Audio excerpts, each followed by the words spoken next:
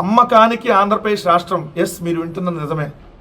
ఆంధ్రప్రదేశ్ రాష్ట్రంలో ప్రభుత్వానికి సంబంధించినటువంటి బిల్డింగ్లు కావచ్చు, ప్రభుత్వానికి సంబంధించినటువంటి పోర్టులు కావచ్చు, ప్రభుత్వానికి సంబంధించినటువంటి ఏదైతే ఫిషింగ్ హార్బర్లో, ఫిష్ ల్యాండ్ సెంటర్లో, ప్రభుత్వానికి సంబంధించినటువంటి మెడికల్ కాలేజీలో ప్రభుత్వ భూములను 99 పైసలకి లేదంటే ఒక 100 రూపాయలకి అమ్మేసేటటువంటి కార్యక్రమానికి ఈ రాష్ట్ర ప్రభుత్వం శ్రీకారం చుట్టింది. చంద్రబాబు నాయుడు గారి డైరెక్షన్లో వాళ్ళ బినామీలకు దోచిపెట్టేటటువంటి పెద్ద కార్యక్రమానికి తెరలేపారు.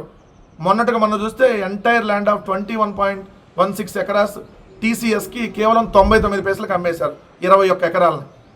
అలానే నారా లోకేష్ బినామీ కంపెనీ అయినటువంటి అర్సానో తెలియనటువంటి ఒక ఊరు పేరు లేనటువంటి ఒక ఉల్ఫా కంపెనీకి 3,000 కోట్ల రూపాయల విలువైనటువంటి 60 ఎకరాల భూముల్ని కేవలం 99 పైసలకు అమ్మేశారు. అలానే జగన్మోహన్ రెడ్డి గారు తీసుకొని వచ్చినటువంటి 4 పోర్టులు, 10 ఫిషింగ్ హార్బర్లు, 6 ఫిష్ ల్యాండ్ సెంటర్ని ప్రైవేటు వ్యక్తుల చేతికి అప్పగించేటటువంటి కార్యక్రమానికి శ్రీకారం చుట్టారు.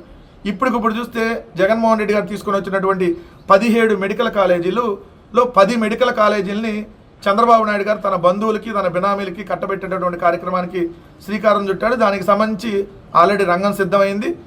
ఏదైతే 66 సంవత్సరాల పాటు వాళ్ళకి హ్యాండ్ ఓవర్ చేసేటట్టు లీజు, అది కూడా కేవలం ఎకరం 100 రూపాయలకి, ఎకరం 100 రూపాయల చొప్పున 10 మెడికల్ కాలేజీలని 66 సంవత్సరాల పాటు చంద్రబాబు నాయుడు గారు వాళ్ళ బినామీలు కట్టబెట్టేటటువంటి కార్యక్రమంలో భాగంగా కేపీఎంజీ అనేటటువంటి ఒక కన్సల్టెన్సీ సంస్థకి దానికి సంబంధించినటువంటి ఏ విధంగా ప్రైవేటు వ్యక్తుల చేతికి అప్పచెప్పాలనే దాని మీద వాళ్ళకి ఇస్తే వాళ్ళు మొత్తం నివేదిక తయారు చేసి వైద్య శాఖకి ఫీజిబిలిటీ ఎలా ఉందనేది నివేదిక అందజేశారు.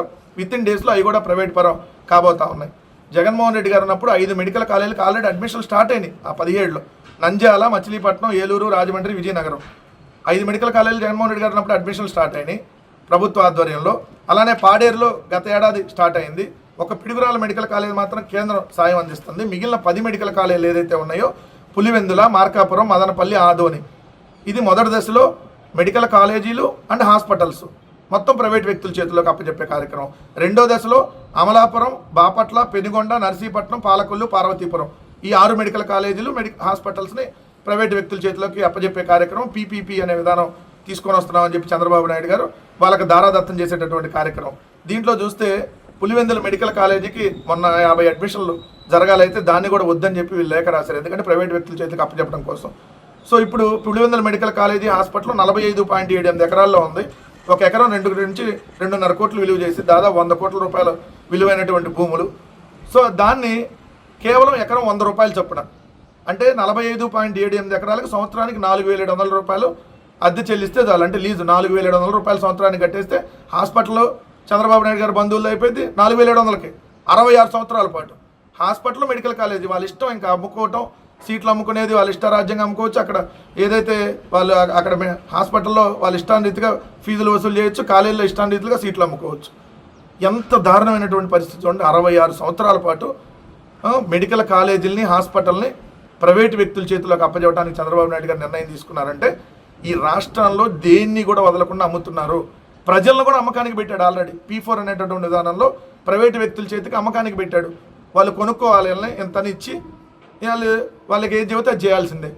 సో ఇప్పుడు హాస్పిటల్లో ఎంత దుర్మార్గమైనటువంటి ప్రభుత్వం ఈరోజు రాష్ట్రంలో ఉంది. చంద్రబాబు నాయుడు గారు గవర్నమెంట్ ఆఫ్ ఆంధ్రప్రదేశ్కి ముఖ్యమంత్రిగా కాకుండా మొత్తం ప్రైవేట్ ఆఫ్ ఆంధ్రప్రదేశ్ చేసి నేను దానికి చీఫ్ మినిస్టర్ అన్న రీతిలో ఈ విధంగా దోపిడీకి తెరలేపాడు అనేది స్పష్టంగా కనపడుతుంది. ఈ దోపిడీని ఖచ్చితంగా అడ్డుకుంటాం. ఏదైతే ఖచ్చితంగా దీని మీద వ్యతిరేకిస్తూ దీని మీద పోరాటాలు ఖచ్చితంగా వైఎస్ఆర్ కాంగ్రెస్ పార్టీ చేస్తుందని స్పష్టంగా తెలియజేస్తా ఉన్నాం.